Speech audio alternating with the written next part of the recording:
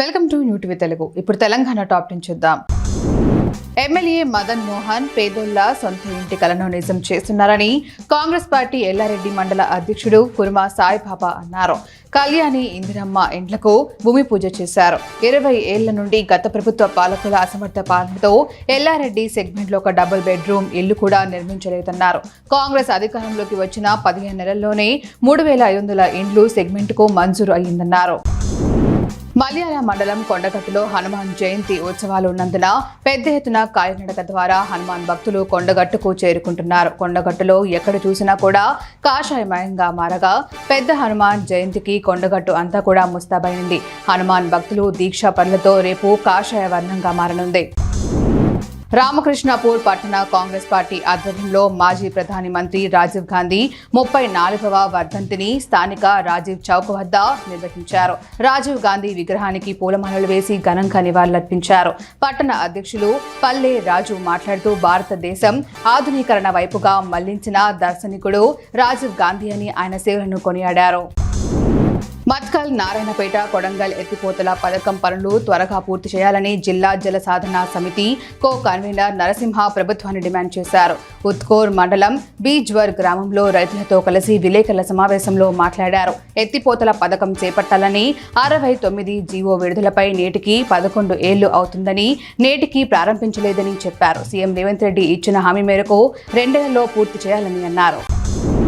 మంచి మార్కులతో ఉత్తీర్ణత సాధించిన ముదిరాజ్ విద్యార్థులకు ఈ నెల 27న సంఘం తరపున సన్మాన కార్యక్రమం ఏర్పాటు చేసినట్లు సంఘం నాయకులు బాలప్ప తెలిపారు.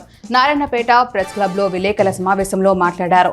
ఉద్యోగం సాధించిన, ఉద్యోగ విరమణ చేసిన వారికి ఇంటర్ 10వ తరగతి పరీక్షల్లో ర్యాంకు సాధించిన విద్యార్థులకు సన్మానిస్తున్నట్లు చెప్పారు. పట్నంలోని అభినందన్ ఫంక్షన్ హాల్లో కార్యక్రమం ఉంటుందన్నారు. మెట్పల్లి వ్యవసాయ మార్కెట్లో మంగళవారం రాత్రి కురిసిన వర్షానికి వరి ధాన్యం తడిసి ముద్దయింది. 25 రోజులు గడిచినా వరి ధాన్యం కొనుగోలు చేయటం లేదని రైతులు ఆవేదన వ్యక్తం చేశారు. తెల్లవారు జామున కురిసిన అకాల వర్షానికి మార్కెట్లో ఉన్న ధాన్యం అంతా తడవడంతో రైతులు ఆవేదన వ్యక్తం చేయడమే కాక త్వరగా తమ ధాన్యాన్ని కొనాలని కోరుతున్నారు. పేదల పెన్నిధి ముఖ్యమంత్రి సహాయ నిధి అని కాంగ్రెస్ తంగళ్లపల్లి గ్రామ శాఖ అధ్యక్షుడు నేరెళ్ల నరసింహం గౌడ్ అన్నారు. తంగళ్లపల్లిలోని కాంగ్రెస్ కార్యాలయంలో 1,76,500 రూపాయల విలువైన సీఎంఆర్ఎఫ్ చెక్కును లబ్ధిదారులు విజయ్, దేవవ్వ, సరవ్వ, నారాయణ, నిర్మల, మధులకు కాంగ్రెస్ నాయకులు పంపిణీ చేశారు. అనంతరం నరసింహం మాట్లాడుతూ ఆపత్కాలంలో సీఎంఆర్ఎఫ్ పేదలకు వరంగా ఉపయోగపడుతుందని పేర్కొన్నారు. మహబూబాబాద్ జిల్లా తొర్రూరు మండలంలో పోలీస్ స్టేషన్ను జిల్లా ఎస్పీ సుధీర్ రామ్నాథ్ కేకన్ ప్రారంభించారు. ఈ కార్యక్రమంలో డీఎస్పీ కృష్ణ కిషోర్, సీఐలు, ఎస్ఐలు తదితరులు పాల్గొన్నారు. సిద్దిపేట జిల్లాలో మెదక్ ఎంపీ రఘునందన్ రావు పర్యటించారు. ఈ సందర్భంగా దుబ్బాక పట్టణంలో ఐఎంఏ బిల్డింగ్ కు ఆయన ప్రారంభించారు. ఈ కార్యక్రమంలో స్థానిక నాయకులు, అధికారులు తదితరులు పాల్గొన్నారు. ఆదిలాబాద్ జిల్లా కేంద్రంలో ఒకేసారి వాతావరణం మార్పు చెందింది. మెరుపులు, ఈదురు గాళ్లతో కూడిన మోస్తారు వర్షం కురిసింది. దీంతో ఉదయం నుంచి ఎండ, వేడిమితో ఇబ్బందులు పడుతున్న ప్రజలకు కొంతమేరకు ఉపశమనం లభించింది.